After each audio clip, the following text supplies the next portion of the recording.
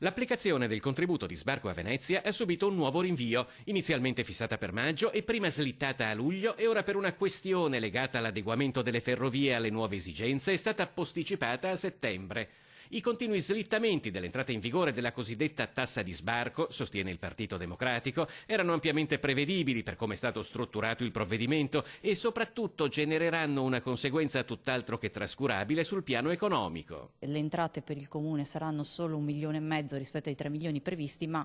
la beffa, 1 milione sul 1,5 milioni viene speso per la gestione del contributo d'accesso, quindi di fatto benefici per i residenti ben pochi. Anzi, come abbiamo sempre detto, per come è stato formulato questo contributo d'accesso ci saranno anzi delle complicazioni alla vita se qualcuno vuole, degli stessi residenti, se qualcuno vuole venire a un matrimonio di un veneziano o un battesimo o a un'altra celebrazione, dovrà pagare il contributo d'accesso, ovviamente se è residente fuori regione. Con le pressioni dell'UNESCO addosso, l'amministrazione comunale di Venezia, sostiene Monica Sambo, ha varato una sorta di provvedimento spot che coprisse quelli che sono stati 4 anni di vuoto nell'azione di regolamentazione del turismo in città. Già dal governo Renzi in realtà c'era stato un investimento di 10 milioni di euro per la gestione dei flussi turistici, non abbiamo ancora iniziato a contare i turisti a Venezia, quindi è evidente che questa amministrazione